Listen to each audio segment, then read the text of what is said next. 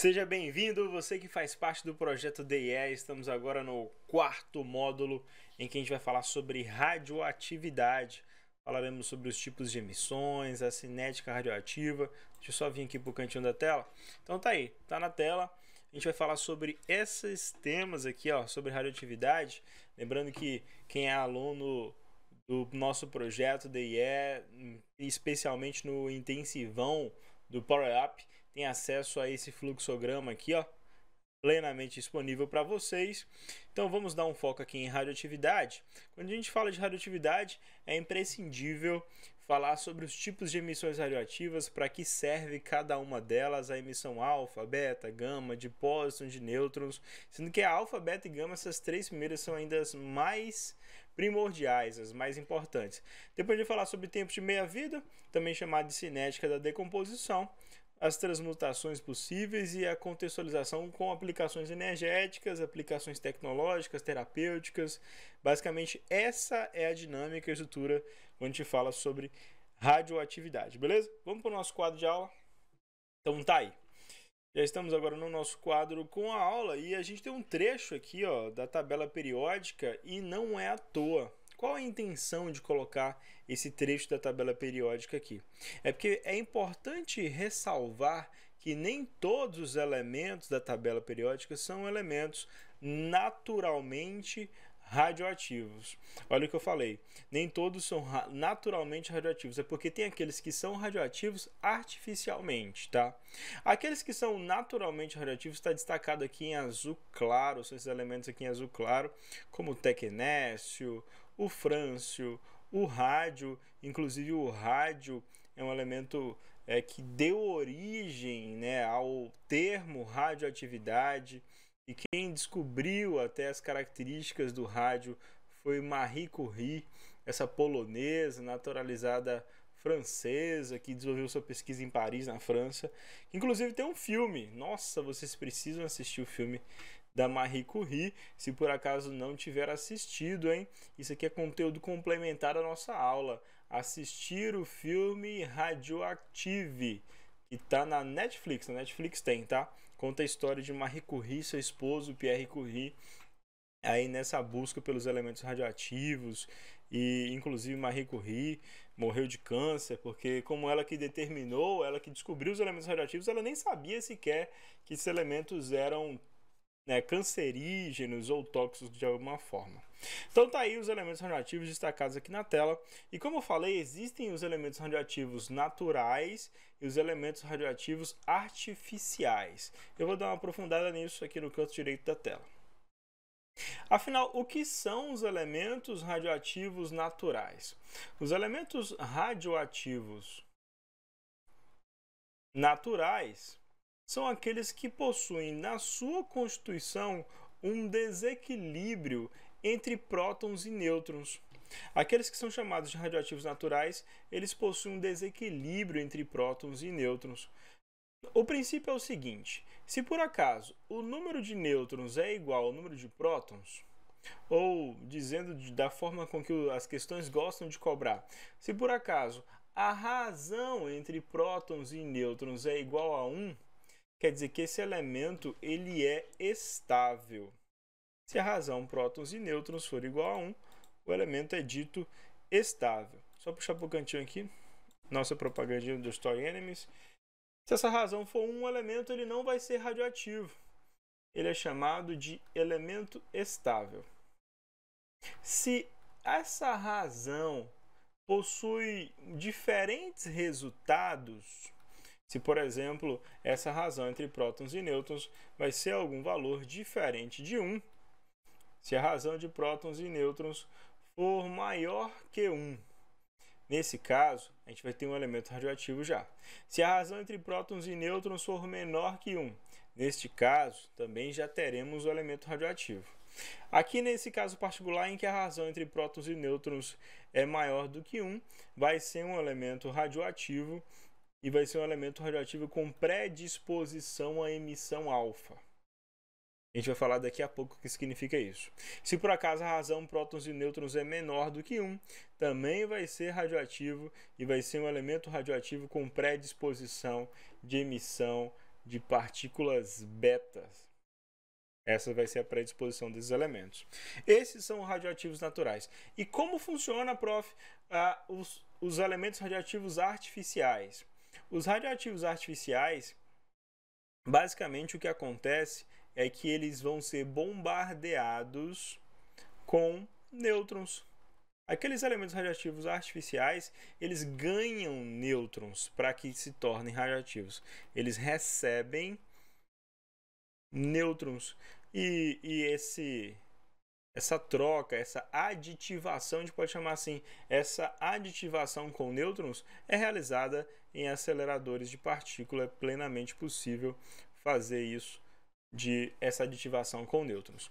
Inclusive, essa racionalidade aqui entre prótons e nêutrons, que vai determinar se o elemento é estável ou não, é muito bem descrita nesse quadro, ó, que mostra a zona de estabilidade. Isso aqui, inclusive, já foi questão Enem, que a gente vai ver lá na nossa última aula desse módulo, que a gente vai ver várias questões de radioatividade.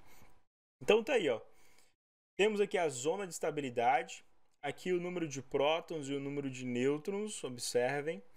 A razão mostra que, se por acaso eu tenho um próton e um nêutron, eu vou estar dentro da zona de estabilidade. Se por acaso eu tenho 2 prótons e 2 nêutrons, vou também estar dentro da zona de estabilidade. E assim por diante. Observem que a zona tem uma margem de aceitação para cima. Essa margem de aceitação para cima. Mas se por acaso eu tenho poucos prótons para muitos nêutrons, olha só, agora se por exemplo eu tenho 3 prótons e tenho só 2 nêutrons, olha só, estou fora da zona de estabilidade.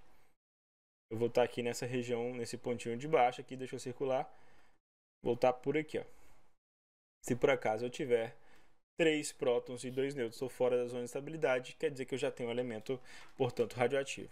Tá, bora falar agora sobre as emissões radioativas, como elas podem ocorrer.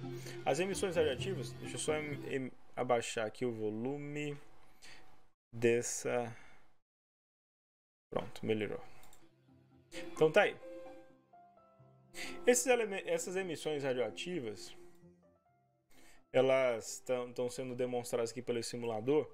O princípio é o seguinte: a gente tem nesse simulador aqui esse reservatório de chumbo, um elemento radioativo lá dentro, provavelmente pode ser polônio, tem cara de ser polônio radioativo.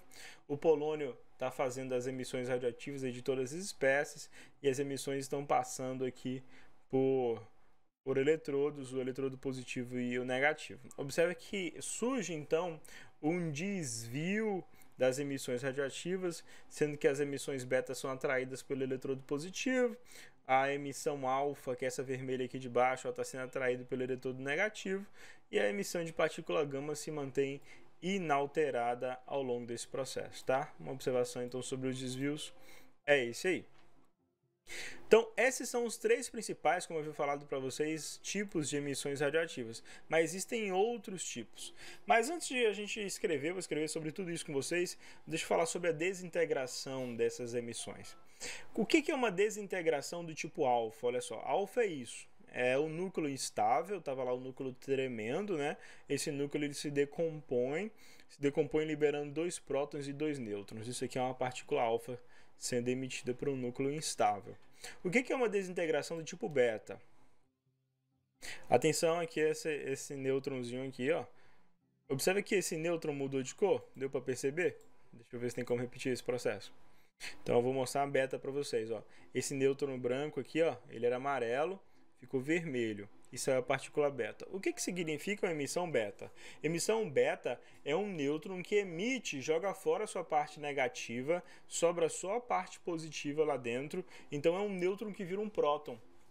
Tanto é que a emissão de uma partícula beta não muda em nada a massa, só muda o número atômico. Aumenta o número atômico a emissão da beta. Então isso é uma partícula beta emitida. Aqui agora como é que seria uma desintegração do tipo gama? É só uma emissão de energia.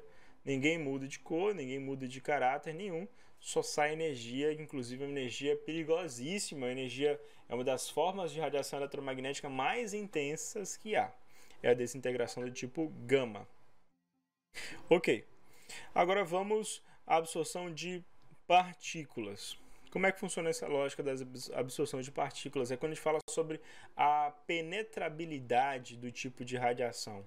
Então aqui a gente tem 3 superfícies, ó. Aqui um bloco de chumbo, aqui uma placa de alumínio fina e uma folha de papel.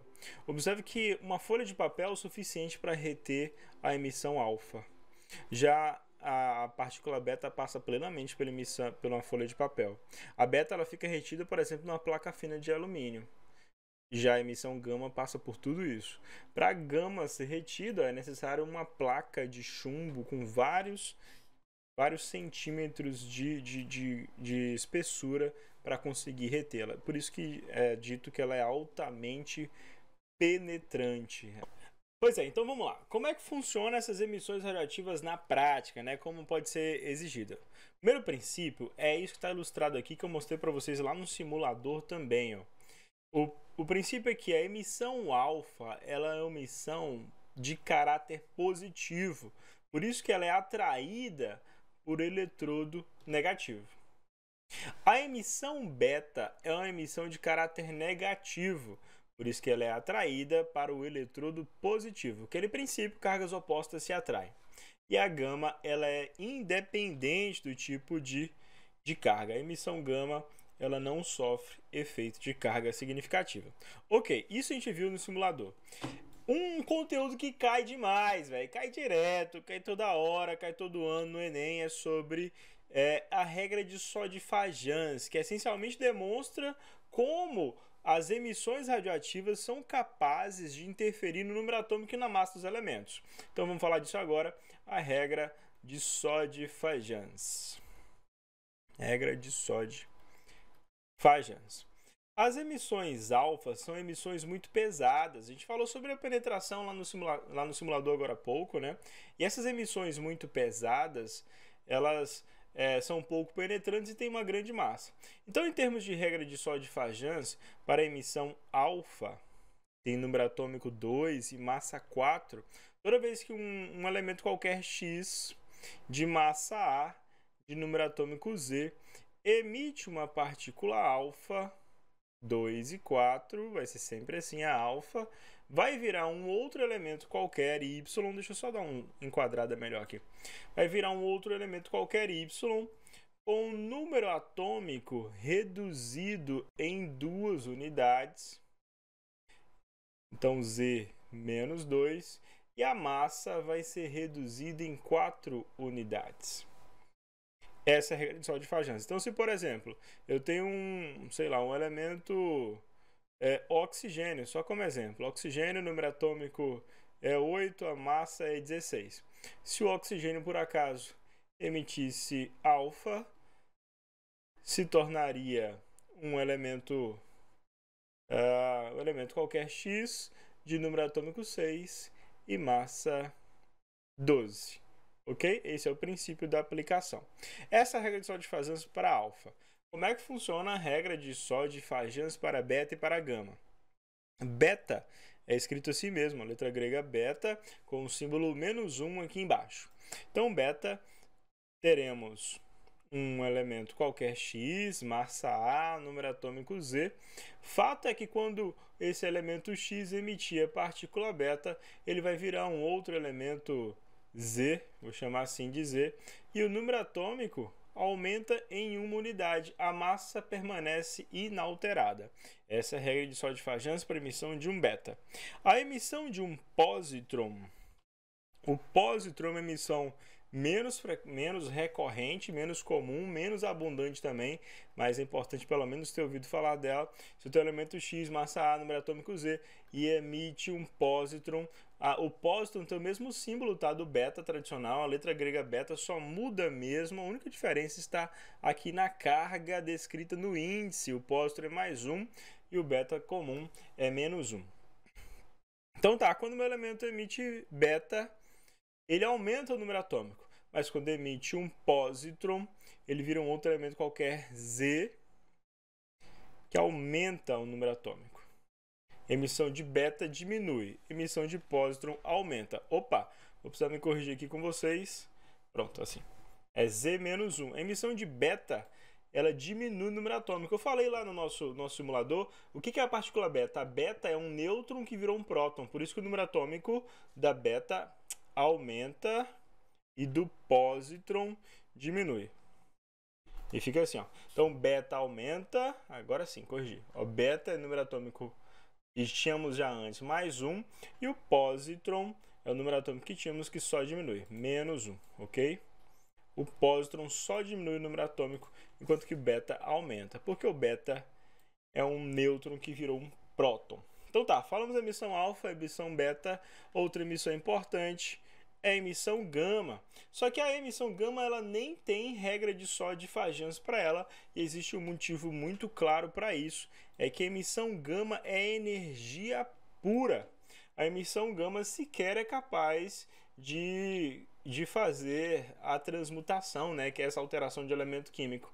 Então a gama ela acompanha todas essas outras demais emissões que falamos anteriormente. Sempre tem o gama aí acompanhando, que é energia muito grande, mas ela não é transmutante. É só energia, não tem nenhum significado em termos de alteração do núcleo, alteração nuclear. Beleza? Questão Enem 2020, por exemplo, foi só sobre isso. Saber se lá foi emitido alfa, beta ou gama, a gente vai ver isso daqui a pouco, lá na nossa terceira parte desse módulo. Nos vemos daqui a pouco. Tchau, tchau!